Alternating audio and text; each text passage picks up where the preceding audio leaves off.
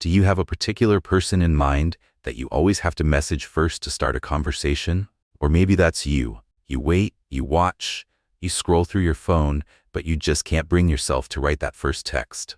This isn't about being lazy or not caring. There's actual psychology behind why you can't hit send. And by the end of this video, you'll finally understand what's really happening in your brain. Let's start with our number one reason. And honestly, this is the most common one. You literally don't know what to say. Psychologists have found that people choose to never text others first because they genuinely don't know what to say. You might even have a phobia of replying to messages, overthinking your responses, or feeling like you don't have the right words.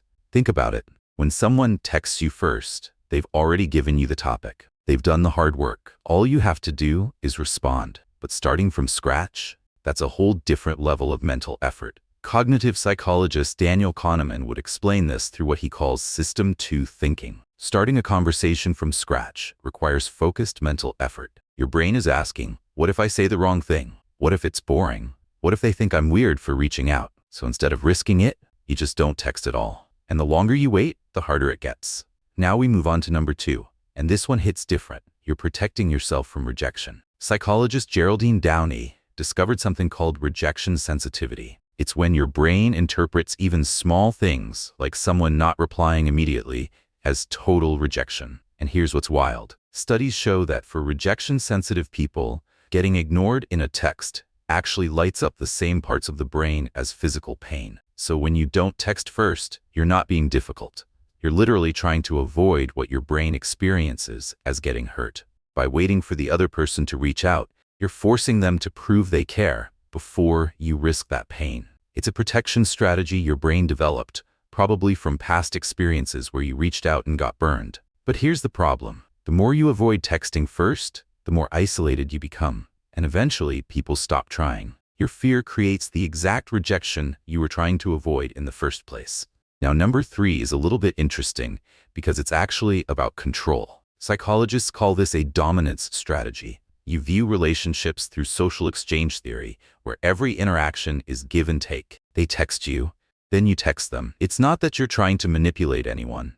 It's usually something you picked up from environments where control meant safety. Maybe you grew up in chaos and learned that being the responder, not the initiator, gave you power over when and how you engaged. But in American dating culture, where everything moves fast and people expect quick responses, this totally backfires. People sense you're holding back and they walk away. The person trying to stay in control ends up completely alone. We move on to number 4. And this is where our hustle culture really shows up. You're overwhelmed and stressed.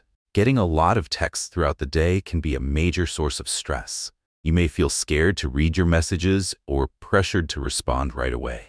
After scrolling Instagram for an hour, answering emails, dealing with your boss's attitude, and trying to figure out dinner, your brain is completely fried. Starting a conversation feels like one more task on an endless to-do list. So you wait. You tell yourself you'll text later when you have energy, but later never comes because you're always exhausted. And finally, here's number 5. And this one might actually explain you better than anything else. You have an avoidant attachment style. Research by Druin and Landgraf found that people with avoidant attachment styles text significantly less to romantic partners.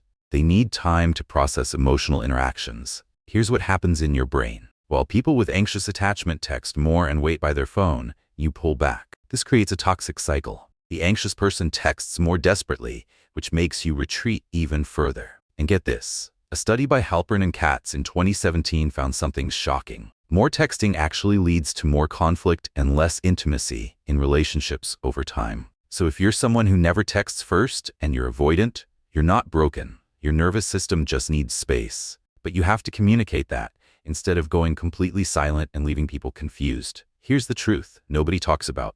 Not texting first doesn't make you a bad person. But if it's causing you to lose relationships you actually value, or if you're sitting alone, wishing people would reach out while never reaching out yourself, that's worth looking at.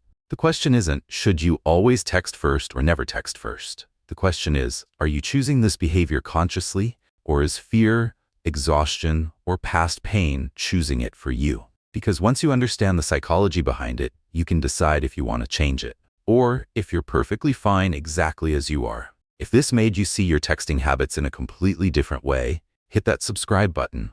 We're breaking down the psychology that actually explains your life, not just generic advice you've heard a million times.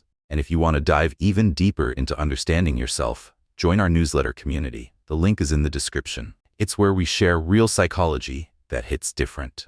See you there.